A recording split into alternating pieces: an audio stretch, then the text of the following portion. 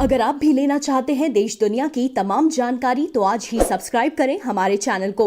साथ ही नीचे दिए बेल आइकन को जरूर दबाएं ताकि हर अपडेट आप तक पहुंच सके।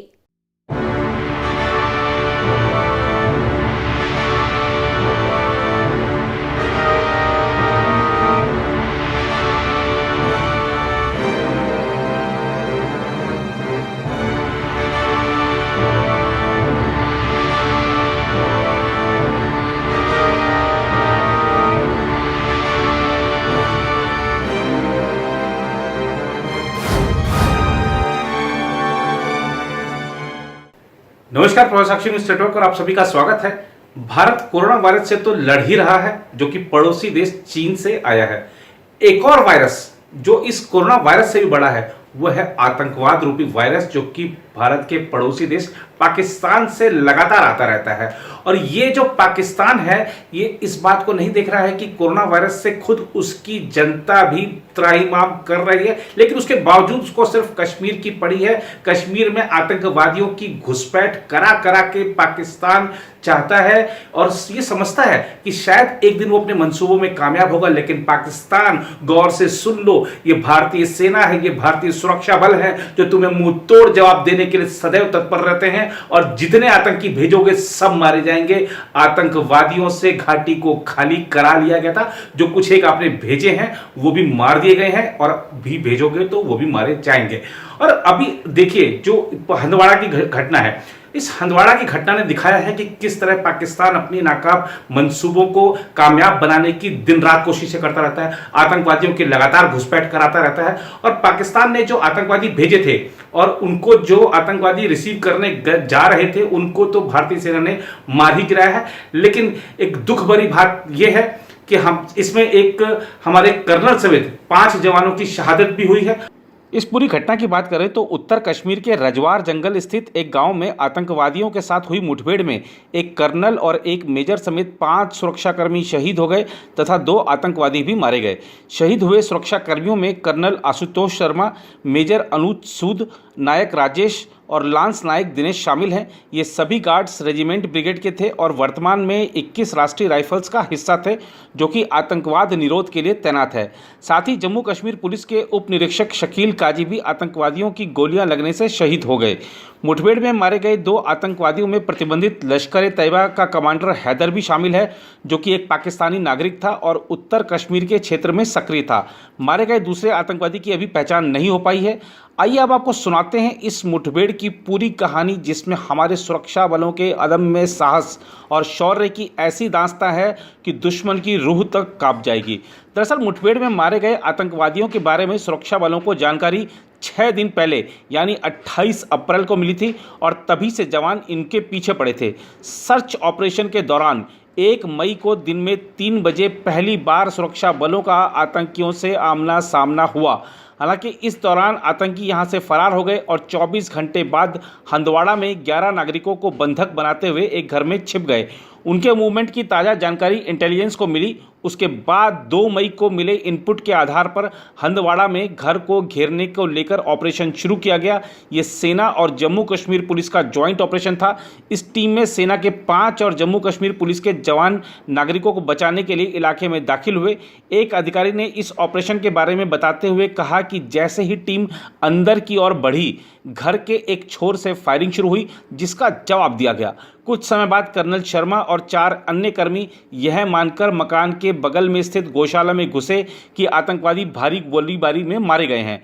अधिकारियों के अनुसार टीम नागरिकों को एक एक कर बचाने के बाद भारी गोलीबारी की जद में आ गई और कर्नल शर्मा और उनकी टीम के साथ सभी संचार संपर्क टूट गया। टीम के मोबाइल फोन पर की गई कॉल का जवाब भी आतंकवादियों ने दिया। सेना ने इसके बाद पैराट्रूपर को भेजा और उन्होंने यह पता लगने के बाद कि सैन्य अधिकारी और उनकी टीम मुठभेड़ में शहीद हो गई है, सुबह की पहली किरण के साथ ही एक अभियान शुरू किया और दोनों आतंकवादियों को मार गिराया। हमारे 5 जवान जिन्होंने भारत माता के लिए अपनी जान कुर्बान कर दी, आइए डालते हैं उनके जीवन पर एक नज़र। हंदवाड़ा में शहीद होने वाले जाबाजों में एक नाम मेजर अनुज सूद का है। Major Anuj Sood brigade of guards के अधिकारी थे। सेना के इस जाबाज अधिकारी का नाता भारतीय सेना से पुराना रहा है। पिता सीके सूद सेना में ब्रिगेडियर रहे हैं। हरियाणा के पंचकुला के रहने वाले मेजर अनुज सेना के बहादुर जवानों में से थे। पंजाब पब्लिक स्कूल नाभा के छात्र रहे अनुज सूद पढ़ाई में बेहद तेज रहे। पीपीएस में हर क्लास में मेजर अनुज सूद ने खुद को अव्वल साबित किया। होनहार अनुज सूद का चयन इंडियन इंस्टीट्यूट ऑफ टेक्नोलॉजी में हो गया था, लेकिन उन्होंने आईआईटी की जगह एनडीए को चुना। एनडीए में मेजर सूद ने कीर्तिमान स्थापित किया। 6 बार वे अपने अनुशासन और इंटेलिजेंस के चलते अव्वल रहे। इन्फेंट्रीमैन होने के बावजूद उन्होंने आईआईएससी बेंगलुरु से एमटेक किया और डिस्टिंक्शन मार्क से टॉप किया। 3-4 महीने पहले ही मेजर अनुज सूद की शादी हुई थी। शहीद होने वाले जवानों में सेना की 21 आरआर के कर्नल आशुतोष शर्मा भी हैं। कर्नल आशुतोष शर्मा और उनकी टीम के जवान जाबाजी का परिचय देते हुए उस घर में घुसे जिसमें आतंकियों ने लोगों को बंधक बना रखा था। कर्नल का कुशल नेतृत्व और जवानों की जाबाजी के चलते ही बंधक बनाए गए लोगों को वहां से निकालने में सफलता मिली। कर्नल आशुतोष शर्मा और उनकी टीम के जवान जाबाजी का परिचय देते हुए शनिवार को उस घर में घुसे थे जिसमें आतंकियों ने लोगों को बंधक बना रखा था। कर्नल का कुशल नेतृत्व और जवानों की जाबाजी के चलते ही बंधक बनाए गए लोगों को वहां से निकालने में सफलता मिली। हालांकि जब ये लोग नागरिकों को घर से सकुशल बाहर निकालकर खुद भी बाहर आ रहे थे तो छिपे हुए आतंकियों ने इन पर ताबड़तोड़ फायरिंग शुरू कर दी। शनिवार शाम को बाहर घेराबंदी में तैनात टीम ने कर्नल आशुतोष की टीम से संपर्क करना चाहा तो संपर्क नहीं हो पाया। रेडियो सेट भी गोलीबारी में डैमेज हो गया था। अंधेरा हो गया था और तेज बारिश हो रही थी। जब किसी तरह संपर्क नहीं हुआ तो बाहर मौजूद टीम ने कर्नल आशुतोष के मोबाइल पर फ़ोन किया, जिसे एक आतंकी ने उठाया और फ़ोन उठाकर बोला सलाम वालेकुम। कुछ देर बाद फिर फ़ोन मिलाया गया, तब भी आतंकी ने ही फ़ोन उठाकर सलाम वालेकुम बोला। कर्नल आशुतोष शर्मा का पार्थिव शरीर सोमवार को उनके घर पहुंचने की संभावना है। सेना के प्रवक्ता ने बताया कि शर्मा के परिवार में उनकी पत्नी पल्लवी शर्मा है।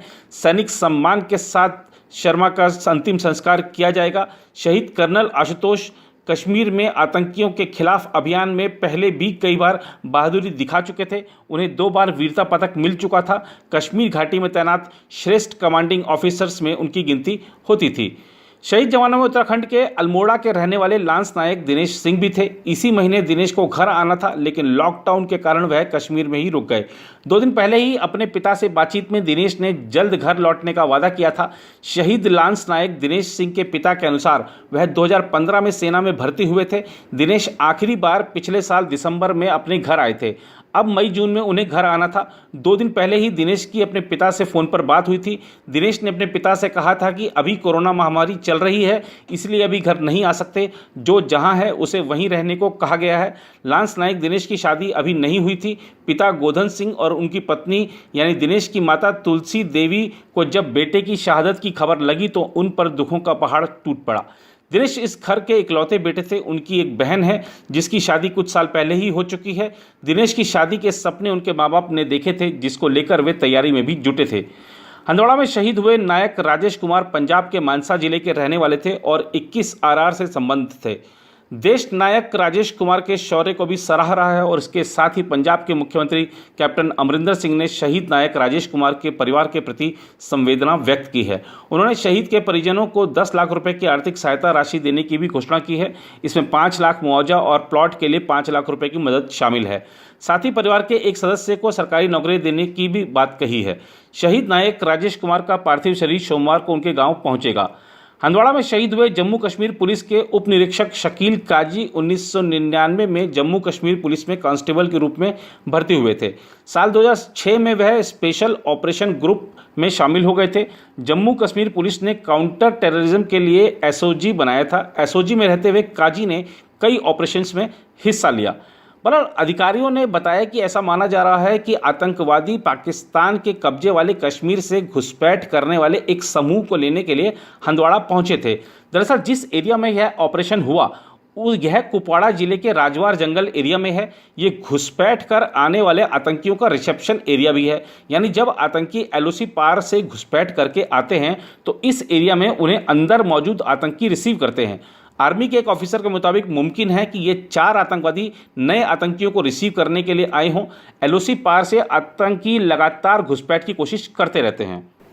देखिए, लॉकडाउन का जो समय चल रहा है इसमें आप और हम और बाकी सभी लोग घर में ही हैं ताकि सुरक्षित रहें, सतर्क रहें। लेकिन देखिए, हमारी सेना के जवान, हमारे पुलिस वाले, हमारे ये जो कोरोना योद्धाओं के अलावा हमारे ये जो योद्धा हैं जो सीमा पर मोर्चा लेते हैं, जो आतंकवादियों से मुठभेड़ें करते हैं, देखिए किस तरह से हमारे जीवन की सुरक्षा के लिए अपनी जान की बाजी तक लगा देते हैं। और ये जो हंदवाड़ा की घटना है उसमें तो नागरिकों की जान बचाने के लिए हमारे सुरक्षा वालों ने अपनी जान दी है। ऐसी शहादत वाकई किस्मत वालों को मिलती है। देश के लिए अपनी जान कुर्बान कर देने वाले इन महावीरों को हम सलाम करते हैं।